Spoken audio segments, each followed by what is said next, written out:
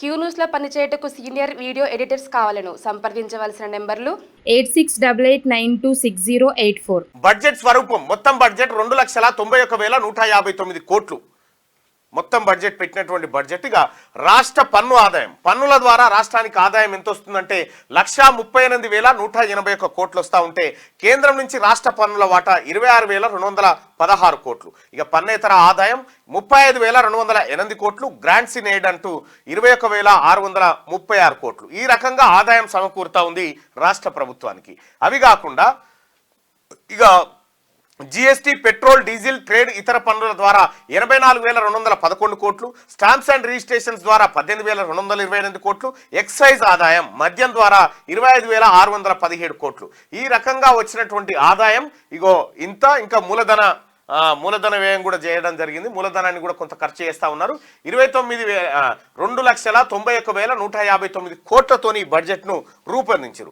ఈ బడ్జెట్లో కేటాయింపులు ఎట్లా ఉన్నాయి, ఏదేది ఎట్లా ఉందని చూస్తే రైతు కుష్ బడ్జెట్లో వ్యవసాయానికి 72,659 కోట్లు. రైతు కూలీలకు ఏటా 12,000 సాయం. ఇకపై పంటల బీమా అమలు. అసెంబ్లీలో బడ్జెట్ను ప్రవేశపెట్టిన డిప్యూటీ సీఎం బట్టి విక్రమార్క సంక్షేమానికి 6 గ్యారంటీలకు సరిపడా నిధులు. తొలిసారి విద్యారంగానికి 7% పైగా కేటాయింపులు.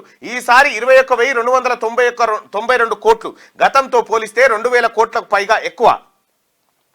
ఇరిగేషన్కు 22,301 కోట్లు. ఇందులో అప్పులకే 9,877 కోట్లు. ఇవి ఈ రకమైన కేటాయింపులు. కేవలం ఒక వ్యవసాయానికే 72,659 కోట్లు కేటాయించింది తెలంగాణ రాష్ట్ర ప్రభుత్వం. ఇక రైతన్నకు జయకొడుతూ సాగుకు సాతిస్తూ రాష్ట్ర ప్రభుత్వం దండిగా నిధులు కేటాయించింది. వ్యవసాయానికి పెద్దపీట వేస్తూ భారీ బడ్జెట్ను తీసుకొచ్చింది. అస్తవ్యస్తమైన ఆర్థిక వ్యవస్థను గాడిలో పెడుతున్నామని, ప్రజా సంక్షేమానికి టాప్ ప్రయారిటీ ఇస్తున్నామని ప్రకటించింది. బడ్జెట్ అంటే కేవలం అంకెల సమాహారం కాదని, అది మన విలువలు, ఆశల వ్యక్తీకరణ అని పేర్కొంది. 2024-25 ఆర్థిక సంవత్సరం ఫుల్ బడ్జెట్ను గురువారం అసెంబ్లీలో డిప్యూటీ సీఎం ఆర్థిక మంత్రి బట్టి విక్రమార్క ప్రవేశపెట్టారు. రైతులకు, రైతు కూలీలకు, వ్యవసాయ అనుబంధ రంగాలకు అధిక ప్రాధాన్యం ఇచ్చారు. నాగేటి సాలాల్లో నిధుల వరద పారించారు. కాంగ్రెస్ అధికారంలోకి వచ్చిన తర్వాత ప్రవేశపెట్టిన మొట్టమొదటి పూర్తిస్థాయి బడ్జెట్ ఇది.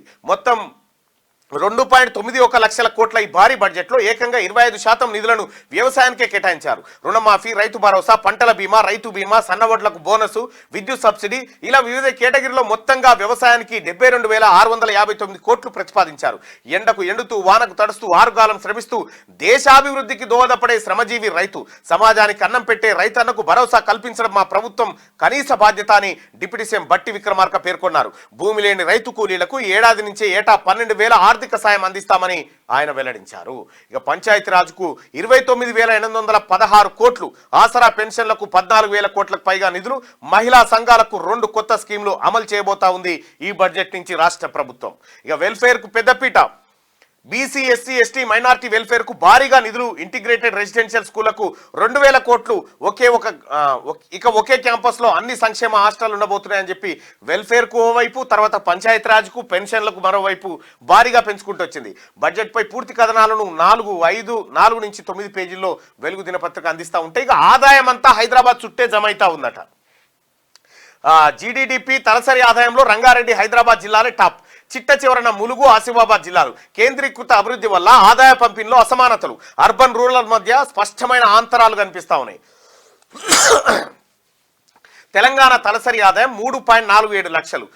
సోషియో ఎకనామిక్ సర్వే ద్వారా వెల్లడి అంటూ ఆదాయం అంతా ఎక్కడి నుంచి వస్తూ ఉంటుందంటే హైదరాబాద్, దాని చుట్టుపక్కల పరిసర ప్రాంతాల నుంచే మనకు ఆదాయం వస్తుందనేది ఆ కథనం సారాంశం. అయితే ముఖ్యమైన కేటాయింపులు దేనికి జరిగినాయి.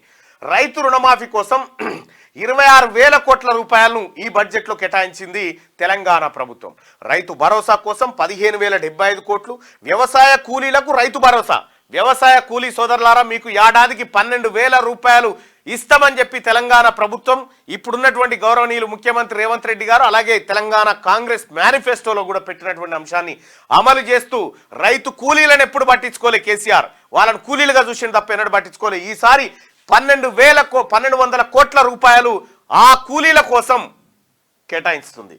ఇక పంటలకు బోనస్ కోసం 1,800 కోట్ల రూపాయలు.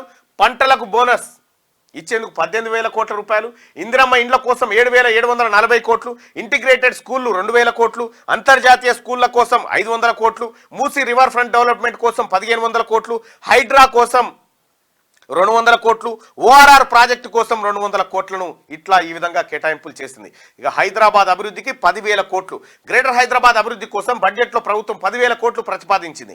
మెట్రో విస్తరణ, వాటర్ బోర్డు, మూసీ డెవలప్మెంట్ లాంటి కీలక ప్రాజెక్టులకు ఈ ఫండ్స్ ను ఖర్చు చేయనున్నారంటూ ఒక వార్తను చూస్తా ఉన్నాం. మొత్తానికి హైదరాబాద్ నుంచి రాకడ ఎక్కువనే ఉంది, హైదరాబాద్ మీద కూడా ఖర్చు ఎక్కువనే పెట్టబోతా ఉంది తెలంగాణ ప్రభుత్వం. క్యూ న్యూస్ లో పనిచేయటకు సీనియర్ వీడియో ఎడిటర్స్ కావాలను సంప్రదించవలసిన నెంబర్లు 8688926084.